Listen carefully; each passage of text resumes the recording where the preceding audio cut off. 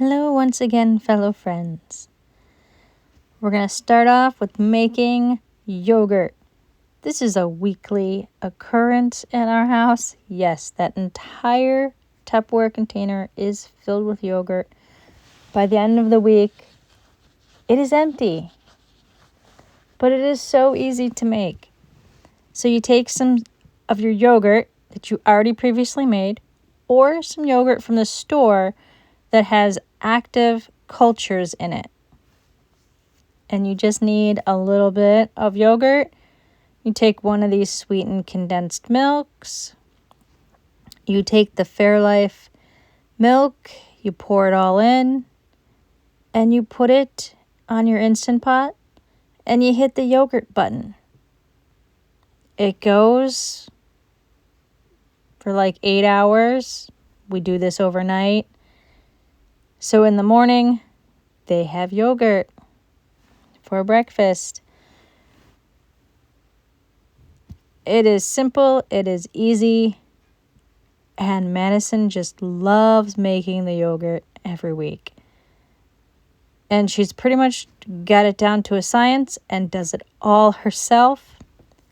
I'm going to add a little bit of vanilla extract to make it a vanilla yogurt this week instead of a plain yogurt.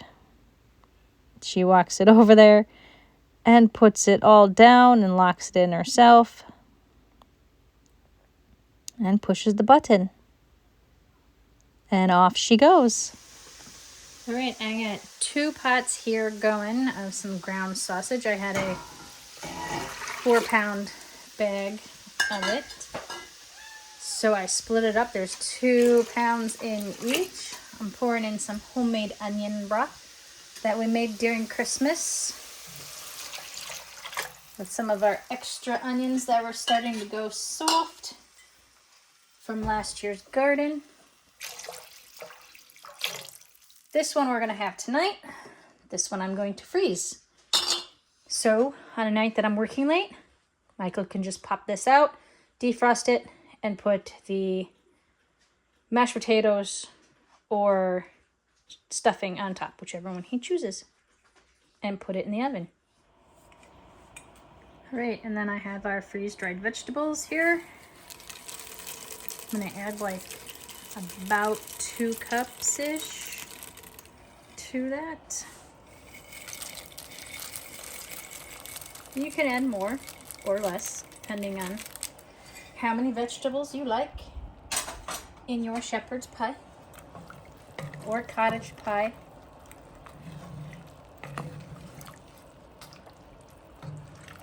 And I'm just going to let these freeze-dried vegetables soak up all that yummy onion broth that we made here.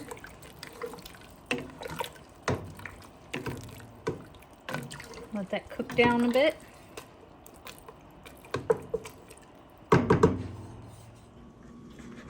Then when it's cooked and everything, let's just I'm going to put stuffing on it this time. I just took some stuffing, added some extra onion broth to that. I'm going to put it on the top here. And then put this in the oven and get it all crispy. Shepherd's or cottage pie. On this day, I got home a little early. The kids were still in school. So I said, hey, Michael, let's go tackle some of those big logs out back and get them on the pile. And he was like, okay. So we got this jack and we put it underneath the log so we don't run the saw into the ground. He slightly picks it up. I stick it in there and on to the next we go. And after we get a few of these cut, we'll bring them over to the splitter and I will start splitting them while he continues to cut these logs.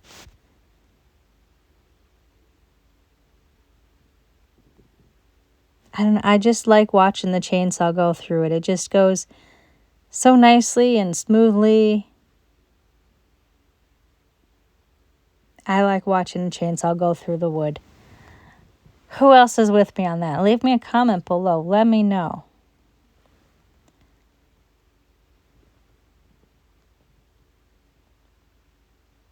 And here we are. We're splitting up the wood. He's throwing it behind him into the bucket. We're going to bring this on over up to the deck. And we are going to load the deck up with wood. It's actually been a very mild winter here. Like, it is January, and we really only have to run the fireplace at night. During the day, it's good.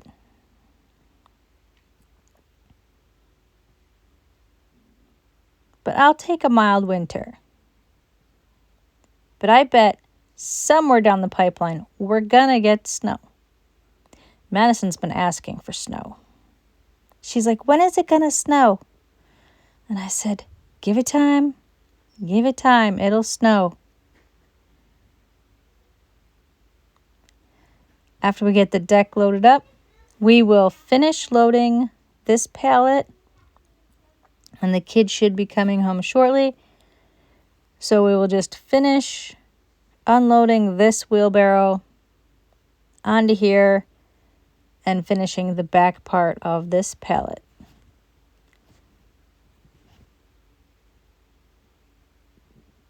But you got to get all the wood.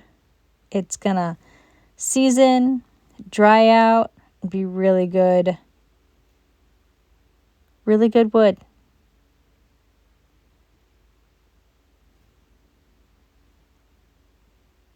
And it's always great to work as a team. Because 2 people goes a lot faster than 1 person.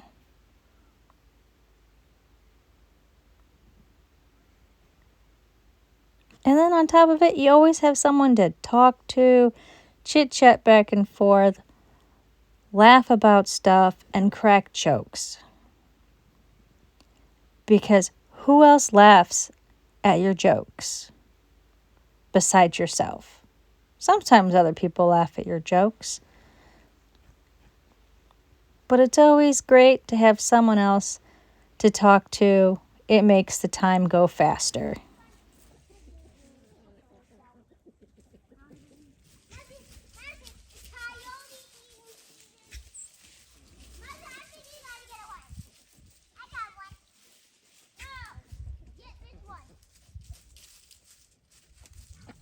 This is Hercules. He's our rooster that we got when we moved here. He's beautiful. This is Poseidon.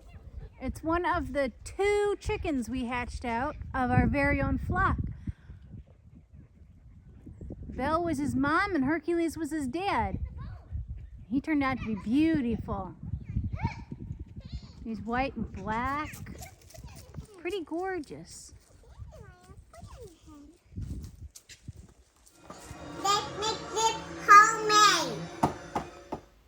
Madison really likes these boxes of pasta. But they're expensive, and then you don't get a whole lot, and it's not going to feed everybody. So you just take your regular noodles, whatever type of noodles you want. Take some freeze-dried vegetables, heat it up. Get your noodles to the softness that you like, al dente-wise. Make some homemade mayonnaise. Cook it, drain it. It just takes half of a mason jar of oil. Instead of bacon, we're Put in using an egg, pepperoni. put in some mustard, put in some salt and pepper, put in your immersion blender. You got mayonnaise. Pepperoni. And we are taking pepperoni today instead of bacon because I didn't have any pre-cooked bacon. But pepperoni is a lot easier to cut itty bitty pieces when it is frozen. I took this right out of the freezer. I am chopping this up, and it is going to go in this hot bowl of noodles so it all defrosts quite nicely and quickly because the pepperoni is very thin. And then you're going to take 1 packet of ranch and you're going to put that in there. You're going to take your homemade mayonnaise and you are going to mix it all up. And it just looks so good, just like the stores, except it's half the price. And it is always a big hit. Everybody loves this for lunch on the weekends. It's quick, it's easy, and it tastes better the next day. And of course, what weekend would not be complete without Madison making cake? We tried something different this time. I got the little ice cream cones that come to a point on sale, but you really need the flat ice cream cones because they don't stand up in the oven. But they still turned out, even though they look like melted ice cream cones. But it's cake. So we just took the store-bought cupcakes and we made them as the directions say on the back. And then you take them and you pour in the mixture to your ice cream cones. And it's supposed to poof up and look like an ice cream on it, but it's a cupcake inside of an ice cream cone. But ours fell over. But all in all, everything works. And everything still tastes good. And it's a learning process and a whole learning curve. If you make these with the sugar cone ice cream cones and can get them to stand up, let me know in the comments. Tell me how you did it. Because my pan heating up, it jostled and did that little toot-toot-toot in the stove, and they all came crashing down.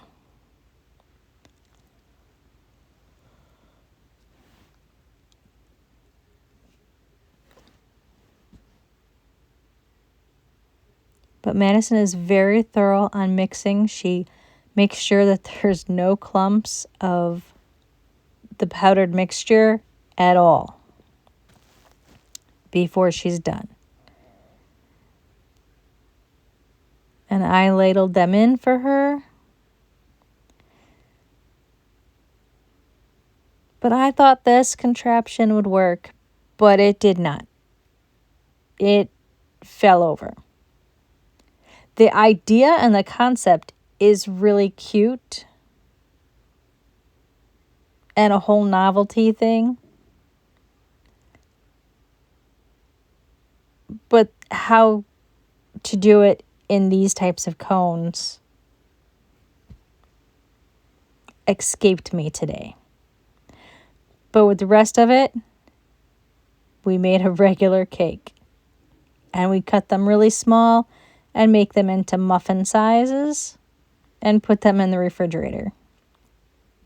So then throughout the course of the week, when they come home from school, they can just grab 1 or 2 and have it as a snack while I'm still finishing dinner, or they can have it as a snack after dinner. But it's like buying those little Debbie miniature cupcake things that you only get 4 in a pouch. These we cut a little bit bigger than those. So it's kind of like eating the whole 4 of them, but you only have 2. See, it looks like melted ice cream. They still turned out really cute, even though they fell over. And they were still a hit. Nathan was, it's not ice cream. It's like, no, it's a cupcake. Oh, but it looks like ice cream. Yes, it does.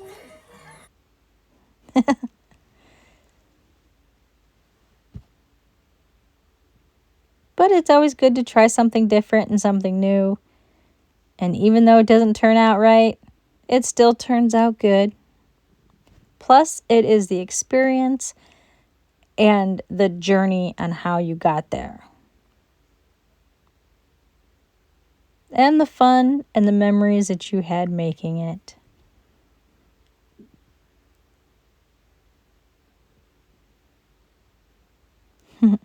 Cupcakes are always a hit.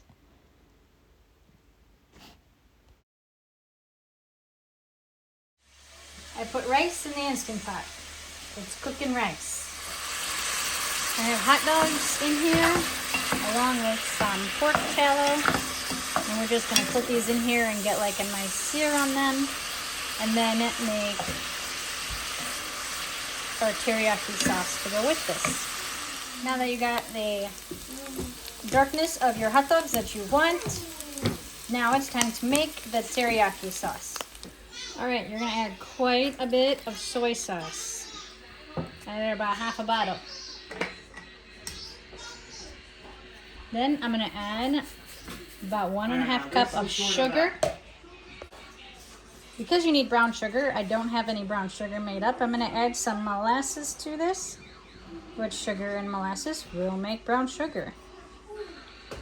Ta-da! I'm going to add about about of garlic. I'm going to add about of onion powder. And about of ginger. And then I'm going to turn my heat on low here and just keep mixing until my sugar is mixed all in. And that will make a yummy teriyaki sauce here. And then just keep it heat until it gets to the thickness of a sauce that you'd like. Almost forgot a little bit of the Worcestershire sauce.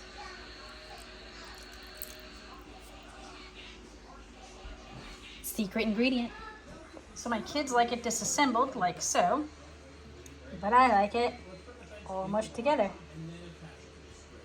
So whichever way you decide, both ways are good.